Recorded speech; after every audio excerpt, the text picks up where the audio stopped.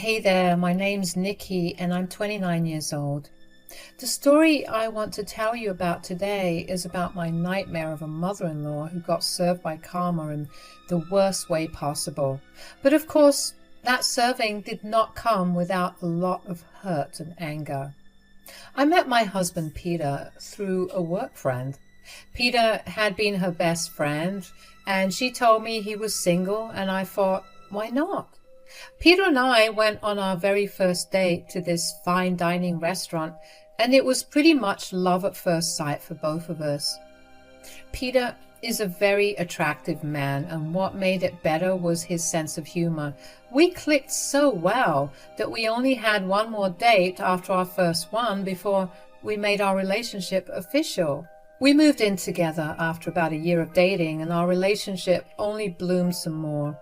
While I was beyond happy with the way that my life was going, I also knew that since our relationship was getting serious, I needed to meet his family. And so we arranged for that, and I had a great time with his family. His parents were very hospitable and just overall nice to me. I did feel an odd vibe from his mother, Sandra, but every time I felt like she was being a little off, Peter's dad, Mike, would step in and steer the conversation another way. Now, I do tend to be very observative, and I also love overthinking. Even though I found Sandra's behavior odd and felt like she did not like me, I put that thought aside. I didn't even tell Peter about it because I didn't want him to force a confrontation with his mother, only to find nothing was actually wrong, and which could potentially lead to her actually hating me. The point is, I overthought the entire experience enough to force myself to just forget about it. After that, I would go over to Peter's place once a month with him for family dinners. Sandra still behaved a little distant with me, especially considering how Mike warmed up to me really fast and considered me to be a part of the family already. I just figured that Sandra needed some time to warm up to me. If Peter noticed any difference in his mom's attitude to me, he never really said anything. That was how it was for the next 3 years, but by that point, I kind of got used to Sandra not being all chummy with me. On the anniversary of our first date, Peter took me to the same fine dining restaurant we had gone to and proposed to me. It was such an emotional moment for the both of us, and I was genuinely over the moon that I was getting to marry Peter. Peter and I decided to tell his parents first, so we invited them to lunch with us a few days after we got engaged. Unfortunately, Mike was away on some business trip, and as much as we wanted him to be there for the announcement, we also couldn't keep it to ourselves. So only Sandra joined us for that lunch. When she arrived, Peter greeted her first. "Hi, Mom, how are you?" "Oh, sweetie, I'm doing good. What's this all about?" "Well, we have some pretty big news to give you." "What is it?" "Nikki and I are engaged. We're planning on getting married within the next 6 to 7 months." "What? When did this happen?" "Well, it happened this past weekend." Peter booked us a table at my favorite fine dining restaurant where he got on one knee and proposed. It was really so romantic. "Ugh, congratulations, I guess." "You guess? What's wrong? Are you not happy for us?" "Why would I be?" Because I'm starting a new chapter of my life." "Why would I be happy when you're starting it with her?" "What do you mean?"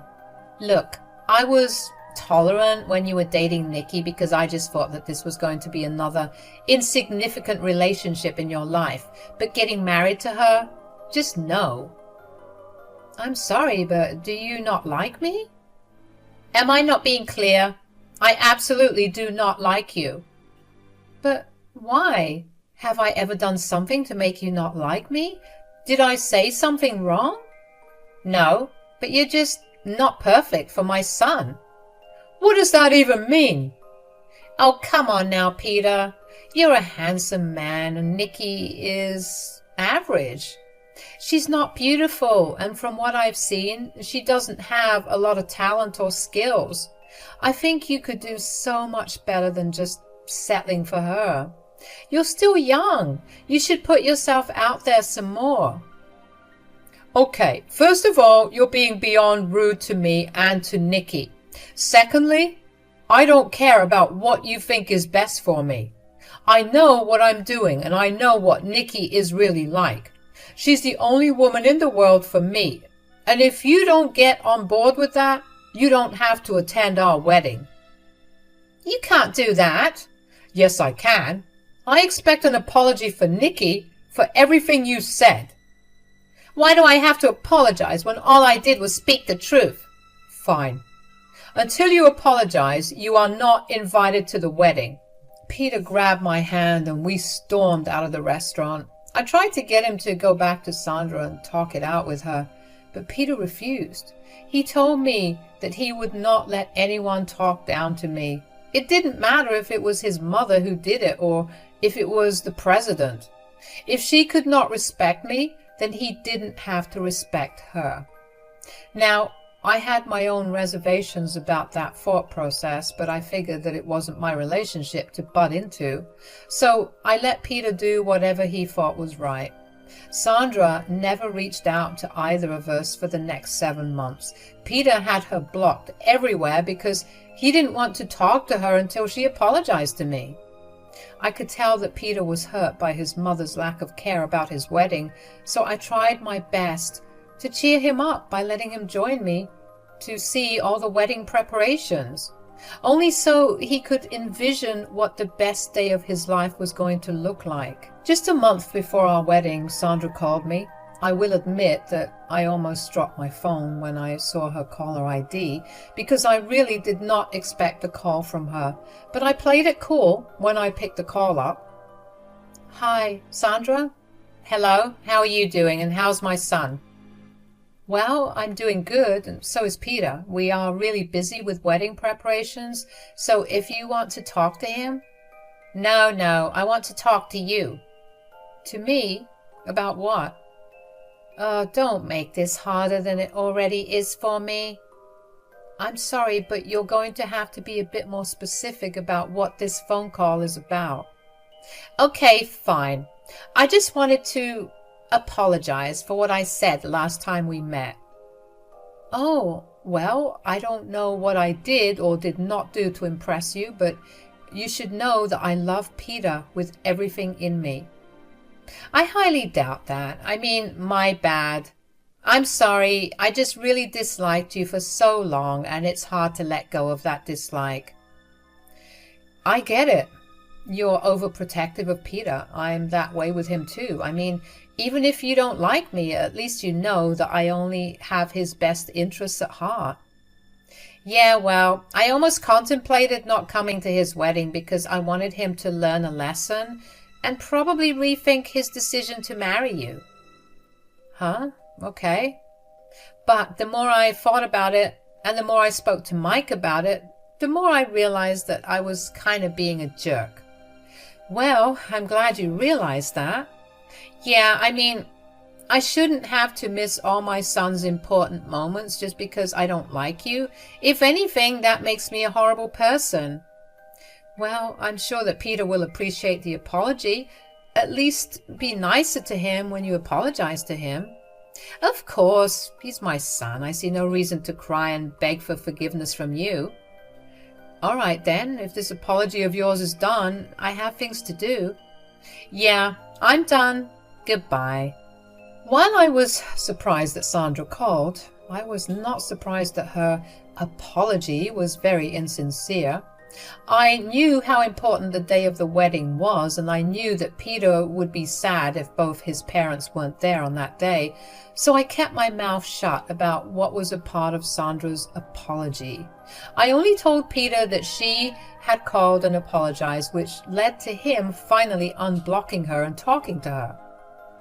They patched up just in time for the day of our wedding, and because of that, both Peter and I had a blast at our wedding. I was worried that Sandra would try to sabotage the wedding or that she would say something against me, but thankfully, she didn't. After the wedding, however, Sandra did not really speak to me, which I did not mind at all. Peter and I didn't plan on having kids, although we were not opposed to the idea of having them. We were just waiting for the right time. But before we could decide what the right time was for us, the universe did it for us. After a year of being married, I found out I was 2 months pregnant. Peter and I were overjoyed about it and decided to wait until I was done with my first trimester to announce the pregnancy to our families.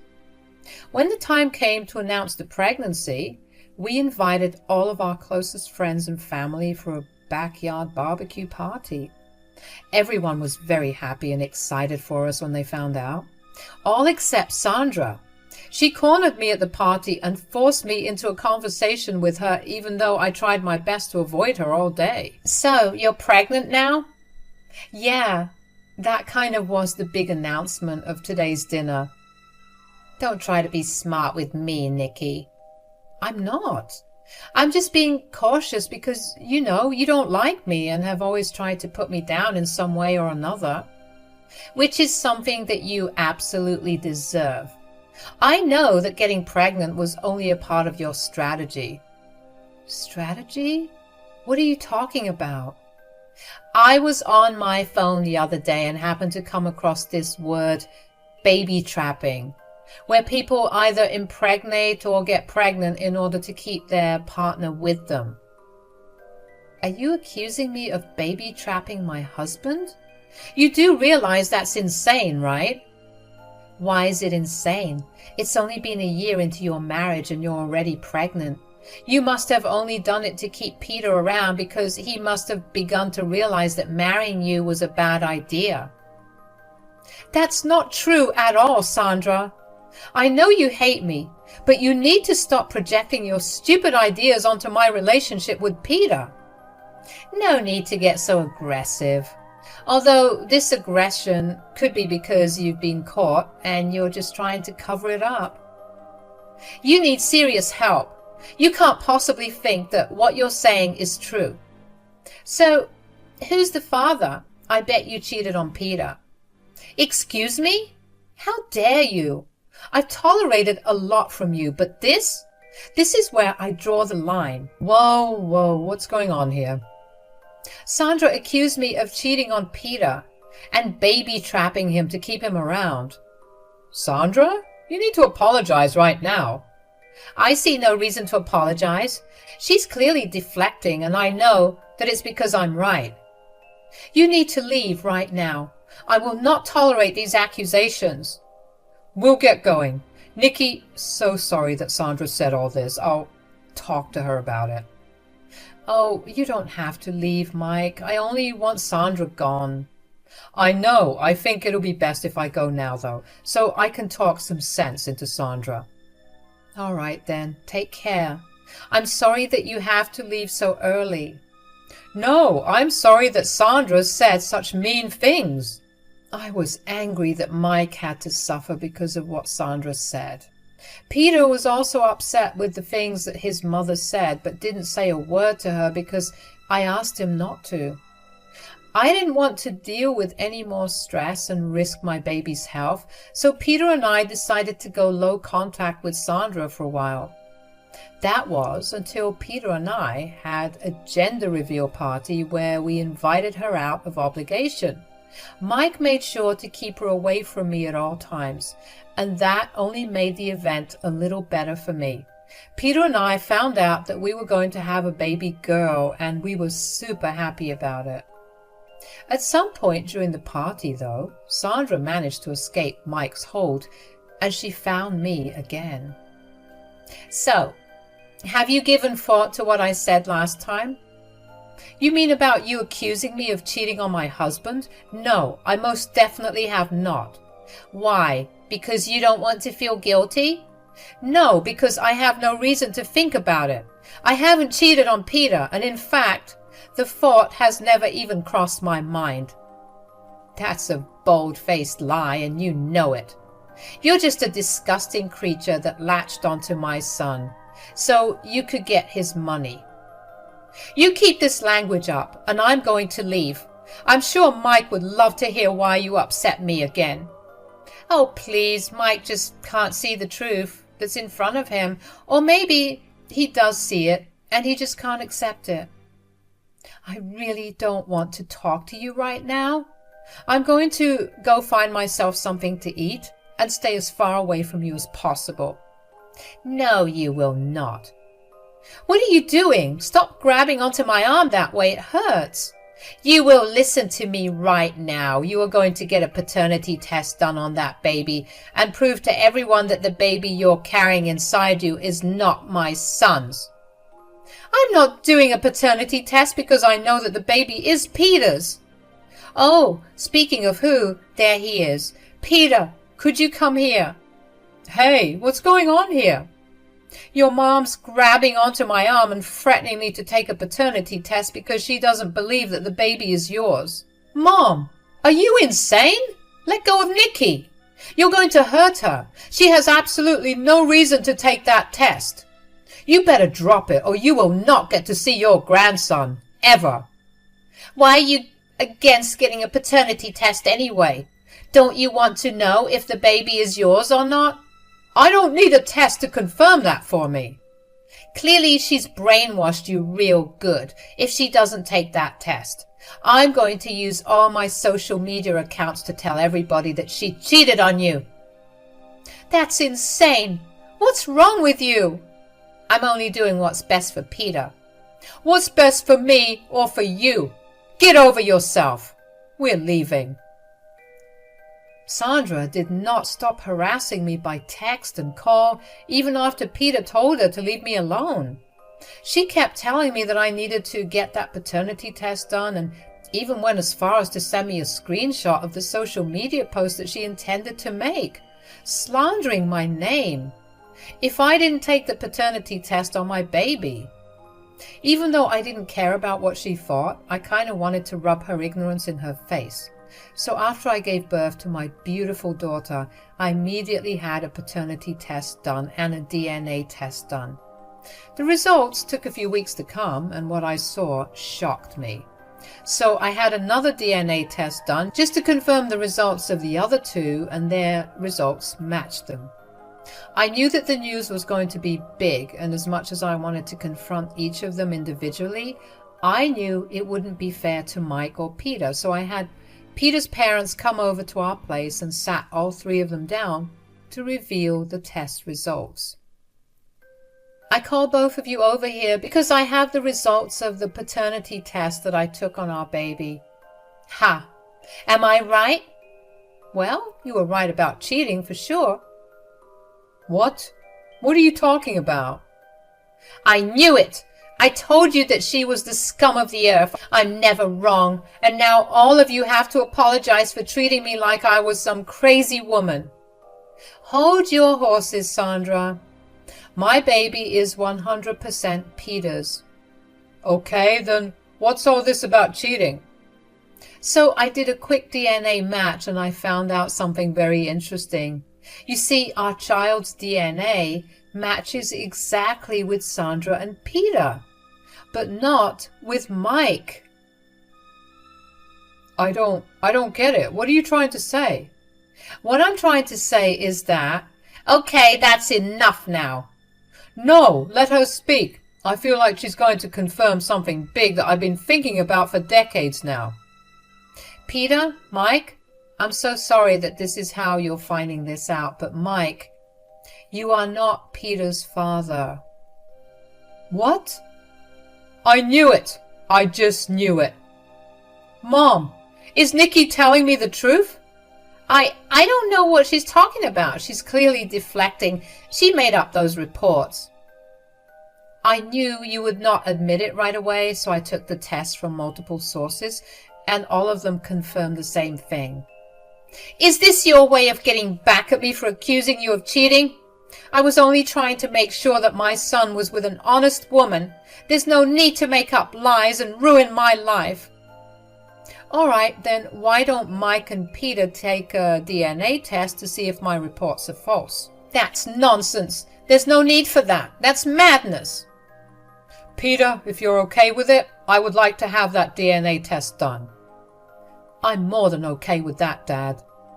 If you take that DNA test, I will never speak to either of you. I don't see why you're being so defensive about it if you have nothing to hide.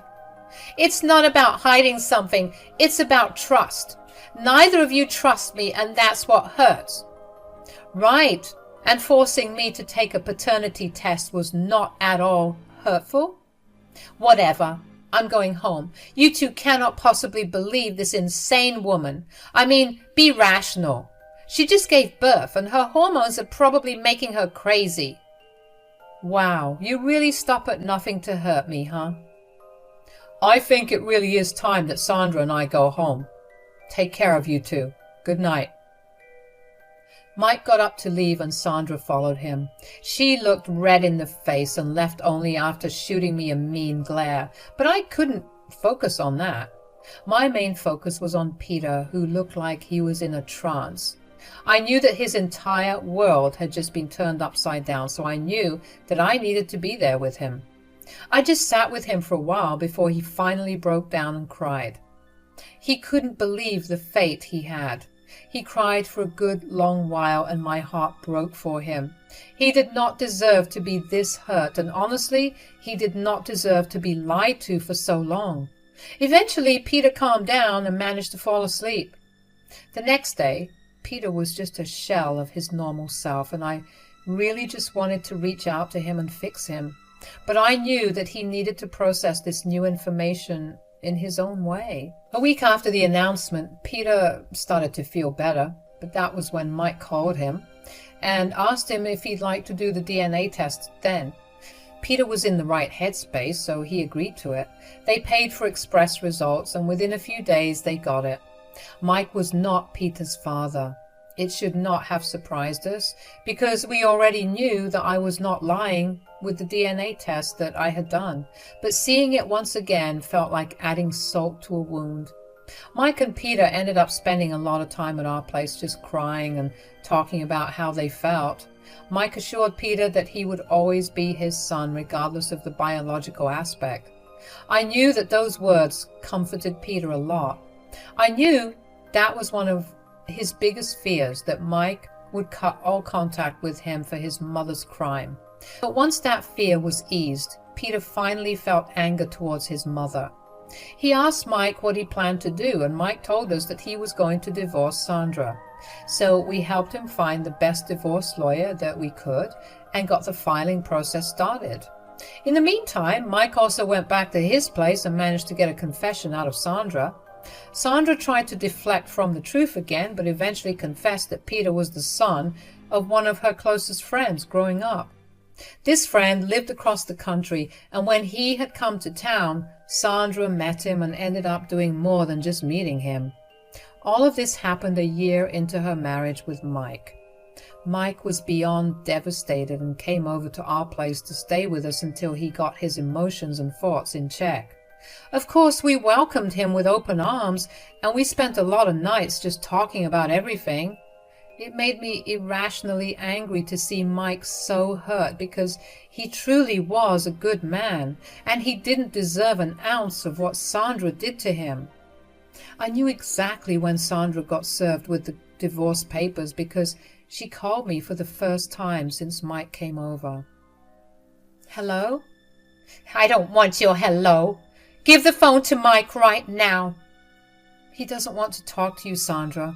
Give him some space and time. It's the least you could do after all your lies.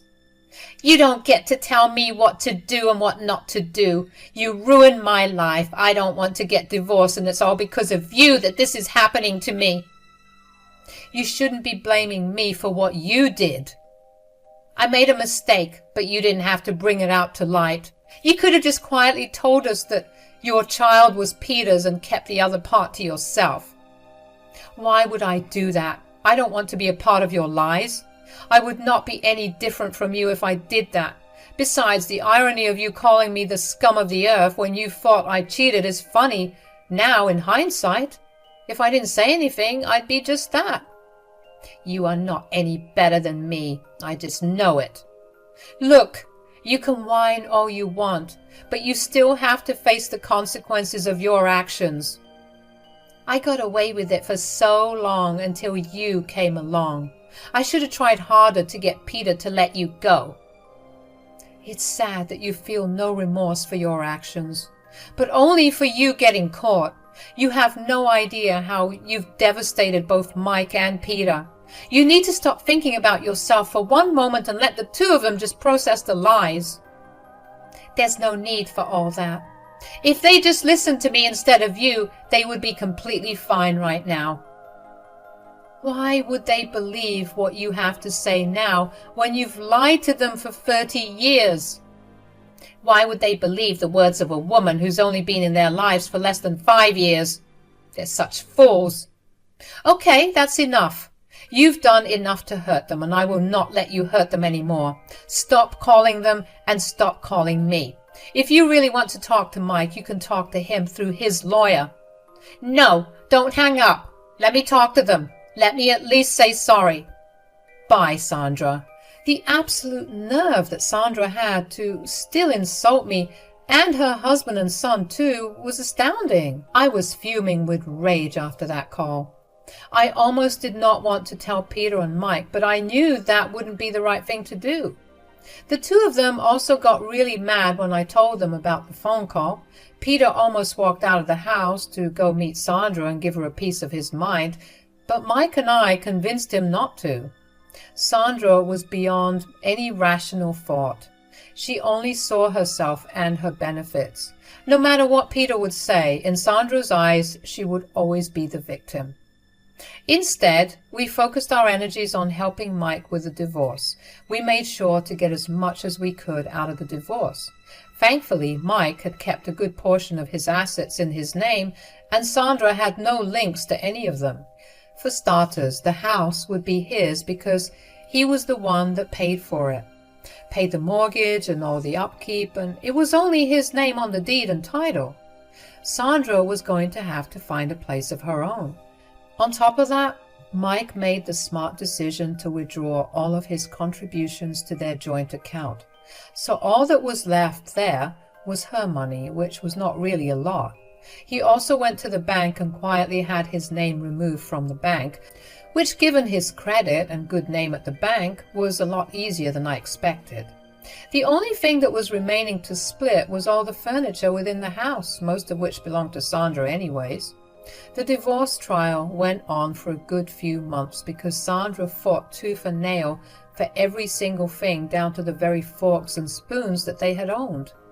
She also tried to fight for alimony, but after Mike showed the court that Sandra had lied and that he had inadvertently paid for and raised a child that wasn't biologically his, he had no reason to pay her any more support. The judge agreed with Mike and Sandra was denied alimony. Once the divorce was finalized, Sandra did take to her Facebook page to rant about how I had ruined her life and how I was the reason for her divorce. I honestly found it amusing until Sandra began to come to my house and bang at my door like a lunatic. She apparently wanted to talk to me, but the way in which she banged at my door and screamed for me to come out made me think that she wanted to do more than just talk. Peter and I got the police involved and Sandra got arrested for trespassing. That didn't stop her from harassing Peter and I over text, though. Eventually, Peter and I decided to get a restraining order against her, not only to protect ourselves, but also our child. It's been almost a year since all of this went down, and my gosh, what a year it's been. Peter and Mike began to see a therapist and went to a few family counseling sessions together. Even though Peter is not biologically Mike's, Mike has never once made Peter feel that way since we found out about it, which has really helped Peter deal with everything. Peter has made the decision to never track down his biological father, and that's a decision that Mike was grateful for. It's going to be a long road ahead for life to get better, but at least I've got my family to stand by me through it all, and what more could I ask for? Thank you so much for listening to my story.